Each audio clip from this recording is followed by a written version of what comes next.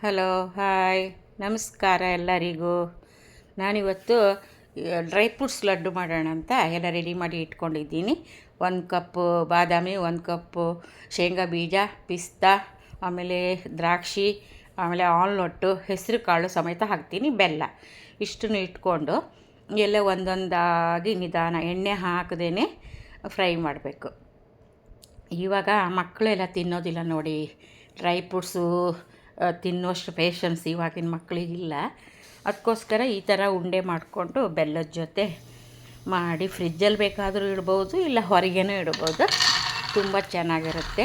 ಒಟ್ಟಾರಿಂದ ಸಣ್ಣ ಉರಿಯಲ್ಲಿ ಹುರಿಬೇಕು ಬಾದಾಮಿನೂ ಸಹ ನಿಧಾನ. ನಾನು ಯಾವಾಗಲೂ ಹಾಗೆ ತಿಂತಾಯಿದ್ರು ಮಕ್ಕಳು. ಇವಾಗಿನ ಮಕ್ಕಳೆಲ್ಲ ಹಾಗೆ ತಿನ್ನೋದಿಲ್ಲ, ಬಾದಾಮಿ ಕೊಟ್ಟರೆ ಅಲ್ಲೇ ಬಿಸಾಕ್ತಾರೆ. ಅದಕ್ಕಾಗಿ ತುಂಬ ಹೆಲ್ದಿಯಾಗಿರುತ್ತೆ ಮಕ್ಕಳಿಗೆ. ಏನಾದ್ರು ಸಂಜೆ ಹೊತ್ತು ಅವರು ಸ್ನ್ಯಾಕ್ಸ್ ಥರ ಇದನ್ನು ಒಂದು ಕೊಡ್ಬೋದು. ಇಲ್ಲ ಅಂದರೆ ಯಾವಾಗಲಾದರೂ ಎಷ್ಟೊತ್ತಿಗೆ ಇವಾಗ ಚಾಕ್ಲೇಟೆಲ್ಲ ತಿನ್ಬೋದು, ಇಲ್ಲ ಆರಾಮಾಗಿ ತಿನ್ಬೋದಲ್ಲ ಅಂದ್ಕೊಂಡು ಅದನ್ನು ಮಾಡಿ ತೋರಿಸ್ತೀನಿ. ನಾನು ಯಾವಾಗೋ ಒಂದೊಂದು ಸರ್ತಿ ಮಾಡ್ತೀನಿ. ದೊಡ್ಡವ್ರಿಗೂ ಒಳ್ಳೆಯದು, ಏನಿಲ್ಲ, ಡ್ರೈ ಫ್ರೂಟ್ಸ್ ಎಲ್ಲ ತಿಂದರೆ ವಯಸ್ಸಾದವರಿಗೂ ಒಳ್ಳೆಯದು. ತುಂಬ ಚೆನ್ನಾಗಿ ಶೇಂಗಾ ಬೀಜ ಅದ್ರ ಜೊತೆ ಹಾಕಿದರೆ ಇನ್ನೂ ಟೇಸ್ಟ್ ಕೊಡುತ್ತೆ. ಒಬ್ಬೊಬ್ಬರು ಬರೀ ಡ್ರೈ ಫ್ರೂಟ್ಸ್ ಅಂದರೆ ಇದು ಬಾದಾಮಿ, ಗೋಡಂಬಿ, ದ್ರಾಕ್ಷಿ ಇದೆಲ್ಲ ಹಾಕ್ತಾರೆ. ನಾನು ಮಾತ್ರ ಗೋಡಂಬಿ ಹಾಕಿಲ್ಲ. ಡ್ರೈ ಫ್ರೂಟ್ಸು, ವಾಲ್ನಟ್ಟು, ಬಾದಾಮಿ, ದ್ರಾಕ್ಷಿ, ಹೆಸರು ಕಾಳು ಚೆನ್ನಾಗಿರುತ್ತೆ ಅಂತ ವಾಲ್ನಟ್ಟನ್ನು ಹಾಗೆ ಚಿಕ್ಕ ಚಿಕ್ಕದಾಗಿ ಇದು ಮಾಡಿಕೊಂಡು ಅದನ್ನು ಎಲ್ಲ ನಿಧಾನ ಚೆನ್ನಾಗಿ ಫ್ರೈ ಮಾಡ್ತೀನಿ. ತುಂಬ ಚೆನ್ನಾಗಿರುತ್ತೆ. ಇವಾಗ ಇದು ನಾನು ಸ್ವಲ್ಪ ಇದು ಕ್ರಾಫ್ಟೆಲ್ಲ ಸ್ವಲ್ಪ ಕಮ್ಮಿ ಮಾಡಿದ್ದೀನಿ. ಬರೀ ಲಾಗ್ ಮಾಡೋದು, ಅಡುಗೆದು ರೆಸಿಪಿ ಇಂಥವೆಲ್ಲ ಮಾಡ್ತೀನಿ. ಭಜನ್ಸು ನಂಗೆ ತುಂಬ ಇಷ್ಟ.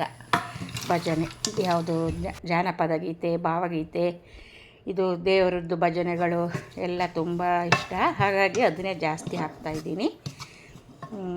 ದಯವಿಟ್ಟು ಎಲ್ಲರೂ ನೋಡಿ. ನಾನು 2020ರಲ್ಲಿ ಯೂಟ್ಯೂಬು ಚಾನಲ್ ಒಂದು ಓಪನ್ ಮಾಡಿಕೊಂಡೆ. ಹಾಗೆ ಸ್ವಲ್ಪ ಸ್ವಲ್ಪ ಒಂದೊಂದೇ ಚಿಕ್ಕ ಚಿಕ್ಕದಾಗಿ ಹಾಕ್ತಾ ಬಂದೆ. ಹಾಗೆ ಮುಂದುವರಿತು. ಮಧ್ಯೆ ಸ್ವಲ್ಪ ಬ್ರೇಕ್ ಮಾಡಿದೆ, ಸ್ವಲ್ಪ ಕೆಲಸ ಇತ್ತು.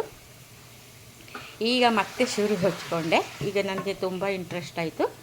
ಈಗ ನನಗೆ 600 ಸಬ್ಸ್ಕ್ರೈಬ್ ಆಗಿದೆ. ಆಲ್ಮೋಸ್ಟು ವ್ಯೂಸು ಎಷ್ಟು 1,450,000 ಎಷ್ಟು ಆಗಿದೆ.